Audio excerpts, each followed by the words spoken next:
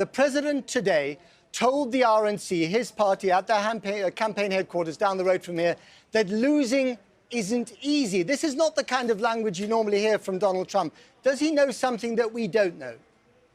Well, he must be looking at the numbers. He must be looking at polls other than his own.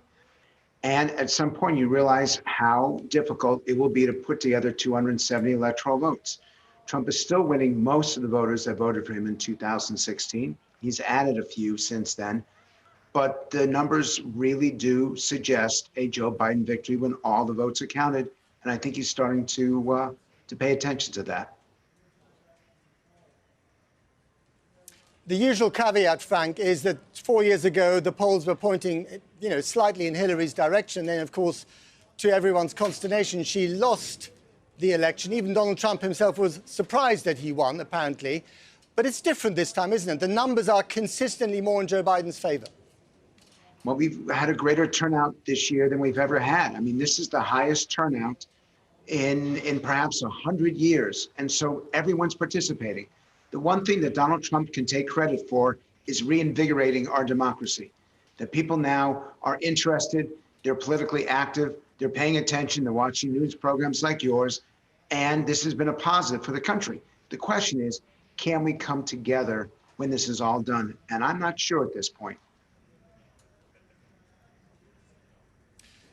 That's a good point, Frank. Margie, let me ask you this. I've been watching far too much cable television for anyone's mental health in the last few weeks. And I have to say that when you watch Fox News and you watch MSNBC or CNN, it's almost as if this country is divided by a common language. They're talking about entirely different things, different universes of politics almost.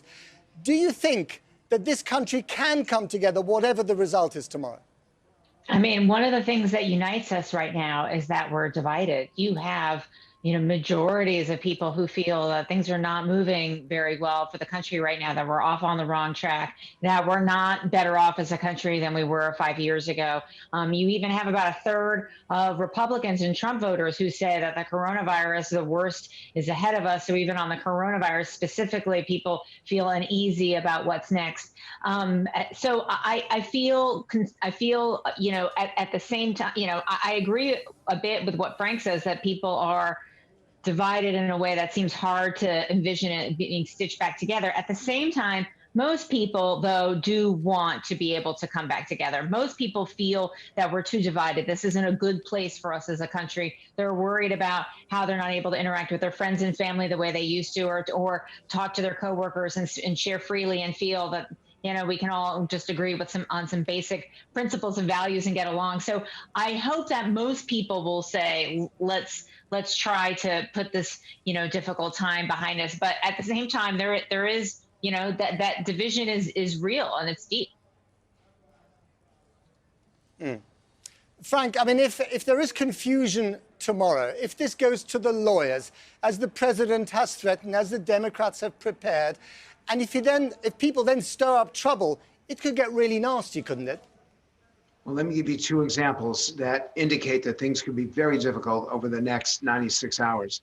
31% of Americans don't have confidence that the votes for president will be counted accurately and fairly. And 24% even think that their own votes won't be counted accurately and fairly. This has never happened before in modern American history. And you'd have to go back 100 years or more before you'd have this level of distrust for our election system. I used to think that Brexit was an example, the worst example of a nation being torn apart by democracy.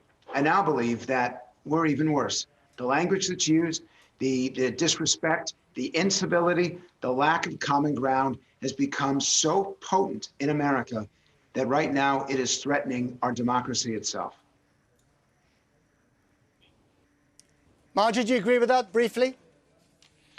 Well, I do think, I mean, we've seen some polling that shows slightly more confident about the count. And I think people, we've also seen that more people would want to see an accurate count, even if that means that their own preferred candidate is not the winner, that they're more interested in an accurate count. They're more interested in an accurate count that takes a few days than one that is done immediately tonight or, as soon as possible, that people would prefer to take a little bit of time, make sure we get it right. So I think there are some signs that people feel like they want to get this right, and that's a good sign. At the same time, Frank makes some, fair points. People feel uneasy and not really sure who to trust and where to get their, information and their advice. Okay, in 20 seconds, Margie, what's your prediction for tonight? Sorry to do this to you. I'm not really in, the game of predictions. It seems that the polling as we see it consistently, plus what we see the candidates doing, what we see from the Trump campaign and what they're telegraphing and where they've been able to spend money and communicate, all suggest that the Biden campaign is a lot stronger headed into the count. So that's, Okay. higher turnout typically benefits Democrats Okay. and so on. So that's how I feel about the presidential. The Senate is still, that's really, the other piece of what we're all watching tonight too. Okay, I'm Frank, actually going to do in it. one line, you've got 5 seconds. Okay, Biden wins, 50-50 Senate, and pollsters need Frank to learn how to Luntz. be more specific and quick. Okay. Got to live there. Frank Luntz, Margie O'Meara, thanks very much.